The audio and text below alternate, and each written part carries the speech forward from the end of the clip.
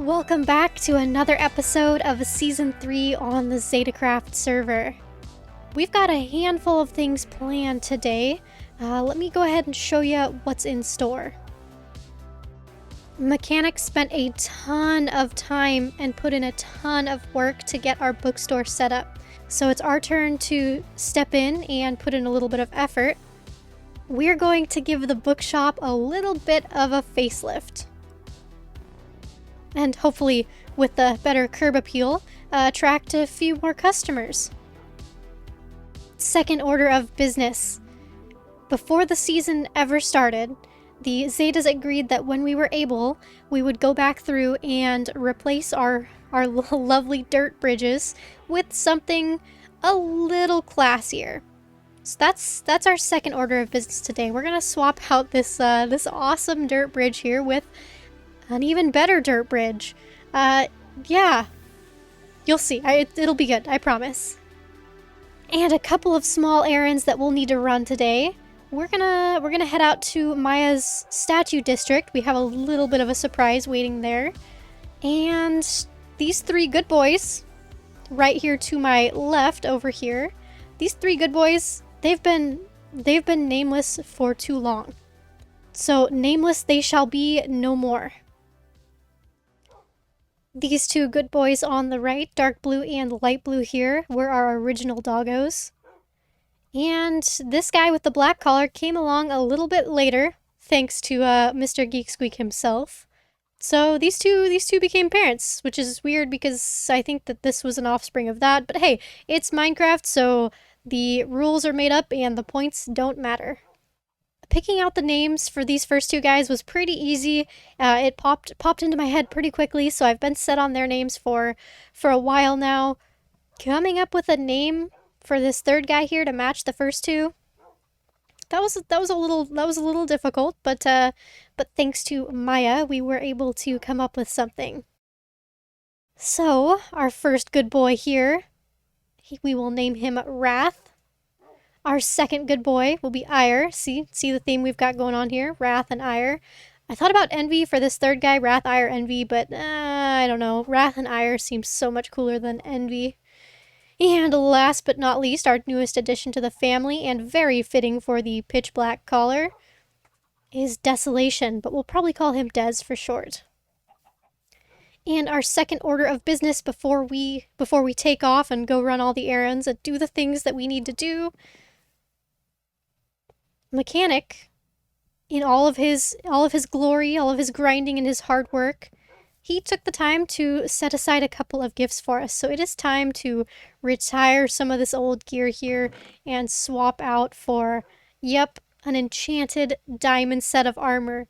He gifted us the elytra as well, but I still haven't decided if I'm going to use wings this season. Coming into it, I wanted to go throughout the whole season with 0 void deaths. And if I decide to use elytras, that feels like a really cheaty way to achieve that goal. So we'll keep the elytra for now, but we're gonna put it somewhere safe. We'll put it in the break glass in case of emergency box here. As for the rest of this, though, I have no qualms with upgrading our iron armor with my full inventory. Ooh, I'm not going to be able to enchant all of this stuff right now. I lack the levels. That's okay. We'll still go ahead and do a full equip and save the rest of these guys. Do I have room for this? I totally have room for this. We are absolutely styling. Look at that. That is so much better than the iron armor. Oh my goodness. Okay, I think we're ready to roll.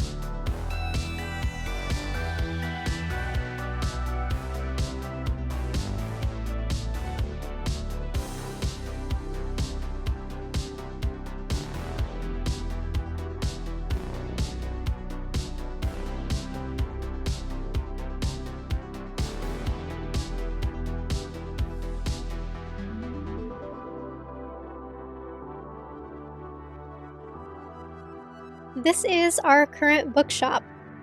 As you can see, it's very flashy, and we have just about any enchanted book you might need. But if you take a look at this place from the center of shopping district over there, you'll notice that even with all those very brightly colored blocks, it can be easy to miss if you're not looking for it. We are now down on the original Spawn Island where the season started. And if you take a look over my shoulder up at the shopping district, you'll see that while you can still see the bookshop, it's not necessarily the first place your eyes are drawn to. So whether you're down here on Spawn Island, whether you're over on one of those neighboring islands, or whether you're just walking around shopping district, we want to be the center of attention, the focal point, or we want to try our best to be anyway.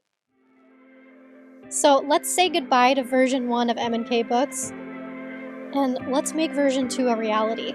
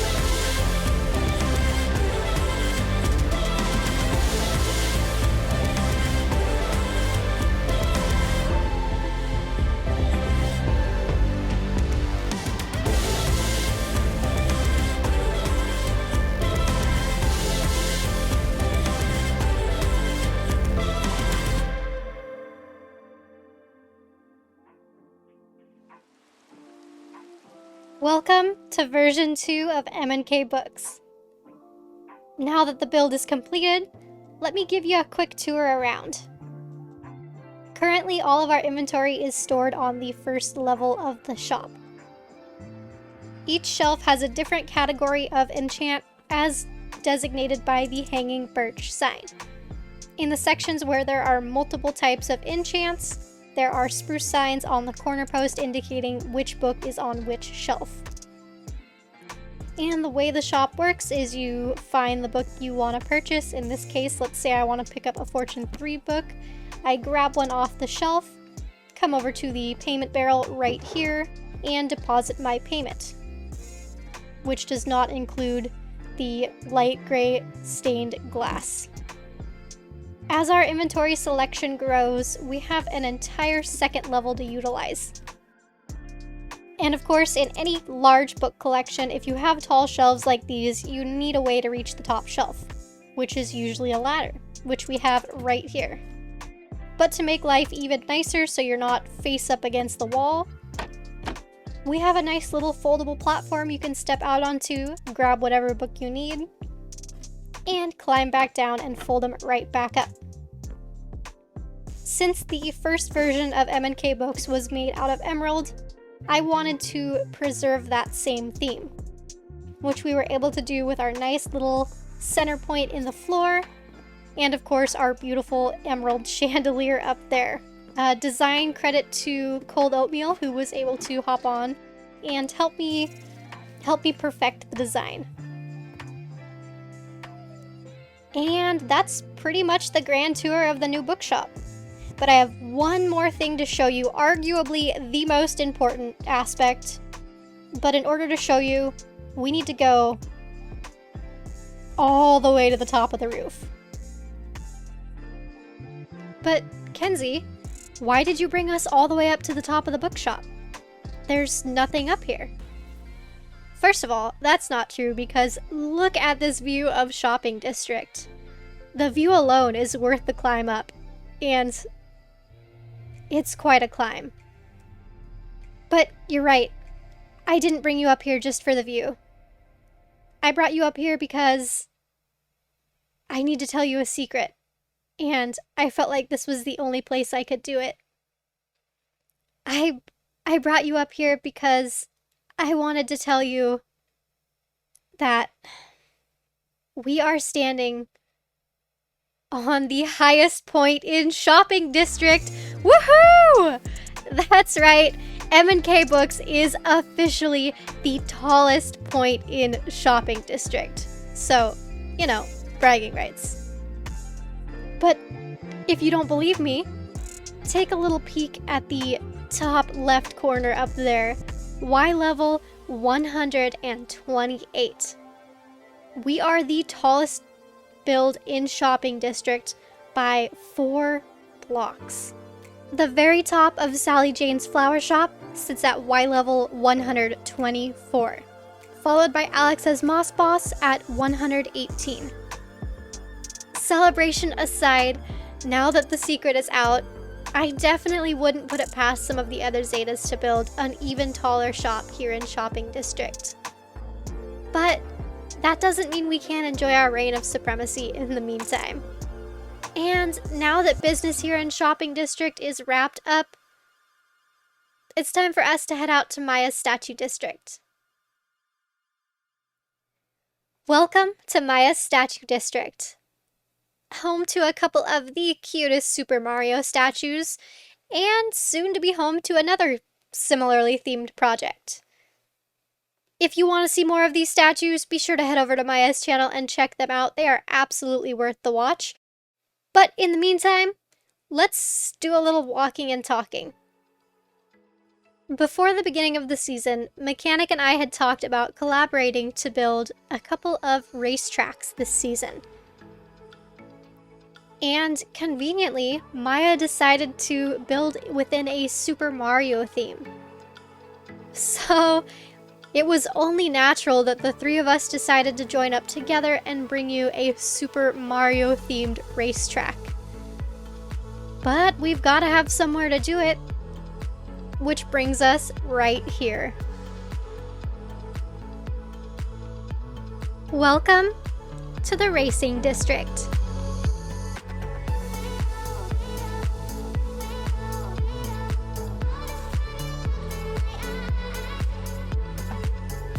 This huge dirt platform looks like something straight out of a super flat world, but this is completely hand done.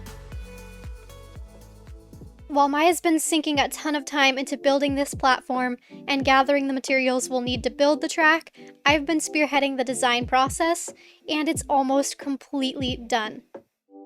No sneak peeks. No sneak peeks, but I will give you a hint as to what the first track might be modeled after. It's a track that's featured in the Flower Cup circuit, the Banana Cup circuit, and the Boomerang Cup circuit.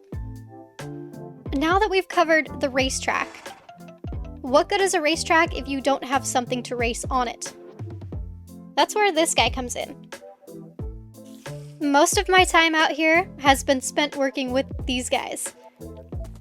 I've put them in sort of a Excel spreadsheet style. Yes, I've spreadsheeted the horses. This would be the upper left quadrant of a graph. The y-axis is speed stat in half-point increments. So I believe our slowest speed stat is 8.5 and our fastest speed stat is 14. That would be this guy right here, the fastest horse in the fleet. And the x-axis is the jump stat, also in half-point increments, starting at 1.5 blocks and ending at 5 blocks.